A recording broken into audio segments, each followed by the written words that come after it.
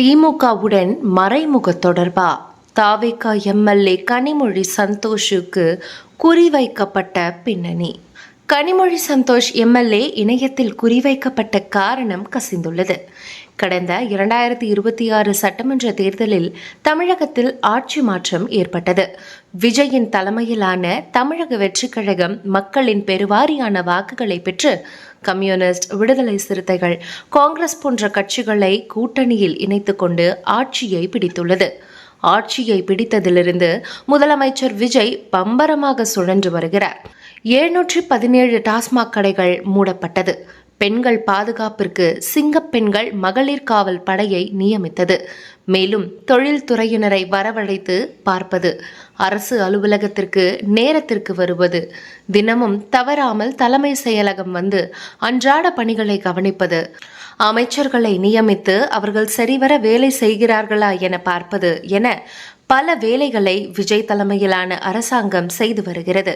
இது மட்டுமில்லாமல் களத்தில் தாவேகா எம்எல்ஏக்கள் பலர் அந்தந்த தொகுதியில் இறங்கி அடிப்படை கட்டமைப்பு வசதிகள் சரியில்லை, அரசு மருத்துவமனைகளில் வசதி இல்லை, பொது கழிப்பிடங்கள் சரியாக இல்லை என்பதை ஆய்வு செய்து அதற்கு என்ன நடவடிக்கை எடுக்க வேண்டும் என்பதை சுட்டிக்காட்டி நடவடிக்கை மேற்கொண்டு வருகின்றனர்.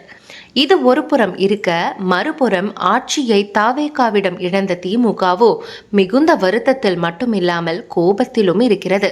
கடந்த வாரம் கூட தஞ்சையில் ஒரு திருமண வீட்டில் பேசிய முன்னாள் முதலமைச்சர் ஸ்டாலின் இன்ஸ்டாகிராம் மூலமாக தான் தாவேகாவினர் ஆட்சியை பிடித்து விட்டதாகவும், சிறுவர்களை வைத்துக்கொண்டு ரீல்ஸ் போட்டு ஆட்சியை பிடித்து விட்டனர், நாம் அதில் பின்தங்கிவிட்டோம், நாமும் அதை போல் இன்ஸ்டாகிராமில் ஆதிக்கம் செலுத்த வேண்டும், இளைஞர்கள் படையை தயார் செய்ய வேண்டும் என்றெல்லாம் பேசியிருந்தார். இது மட்டுமில்லாமல் இதர கட்சிகளான பாஜக மற்றும் அதிமுகவிலும் தலைமை சரியில்லை, தலைமையை மாற்ற வேண்டும் என போர்க்கொடிகள் எழுந்து வருகின்றது. அந்த அளவிற்கு தமிழகத்தில் தாவேகா ஆட்சியை பிடித்ததற்கு பிறகு பல அரசியல் மாற்றங்கள் நிகழ்ந்துள்ளது. இந்த நிலையில் தாவேகாவின் பெண் எம்எல்ஏவான கனிமொழி சந்தோஷ் சமூக வலைதளங்களில் 2 நாட்களாக அதிகம் செய்திகளின் சர்ச்சையாக அடிபடுகிறார். கவுண்டம்பாளையம் தொகுதியில் எம்எல்ஏவாக வெற்றி பெற்ற கனிமொழி சந்தோஷ் தன்னை ஜோதிடராகவும் இன்ஸ்டாகிராம் இன்ஃப்ளூயன்சராகவும் அப்பகுதியில் காட்டிக்கொண்டு வலம் வந்தார். தமிழக வெற்றிக் கழகத்தின் வேட்பாளராக அறிவிக்கப்பட்டவுடன் அவருக்கு அந்த பகுதியில் விஜய் கட்சியை சேர்ந்தவர் என்கிற ரீதியில் ஆதரவு அதிகம் குவிய ஆரம்பித்தது. அது மட்டும் இல்லாமல் அவர் தேர்தலில் வெற்றியும் பெற்று எம்எல்ஏவும் ஆகியிருக்கிறார். இந்த நிலையில் அவர் தனது எக்ஸ் வலைதளத்தில் ஒரு புகைப்படம் ஒன்றை பதிவிட்டிருந்தார். அந்த புகைப்படத்தில் அவர் சோஃபாவில் அமர்ந்திருப்பது போலவும் அரசு அதிகாரிகள் பிளாஸ்டிக் நாற்காலியில் அமர்ந்திருப்பது போலவும் காட்சிகள் இருந்தது. இது இணையத்தில் சர்ச்சையை ஏற்படுத்தியவுடன் அது அலுவலகத்தில் பராமரிப்பு வேலைகள் நடப்பதனால் அப்படி புகைப்படம் எடுக்க வேண்டியதாயிற்று.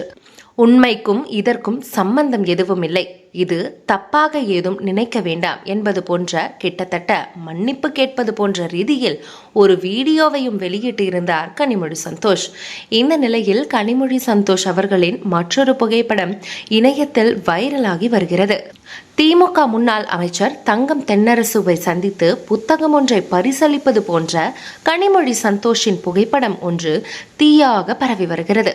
அதை பற்றி விசாரித்த பொழுது கடந்த 2025 பிப்ரவரி மாதம் அமைச்சர் தங்கம் தென்னரசுவை கனிமொழி சந்தோஷ் சந்தித்திருக்கிறார் என்றும், இந்த சந்திப்பின் புகைப்படங்கள் தான் இப்போது வெளிவந்தது என்றும் கூறுகின்றனர். அவர் திமுகவிற்கு ஆதரவாக இருக்கிறார். திமுகவுக்கு ஆதரவாக இருந்து கொண்டு எப்படி தாவேகா எம்எல்ஏவாக இருக்க முடியும்? எனவே அவரை இணையத்தில் குறிவைத்து சில சமூக வலைதள ஐடிக்கள் அவரை அடிக்க ஆரம்பித்து விட்டனர். இதுதான் அந்த பின்னணி என்கின்றனர்.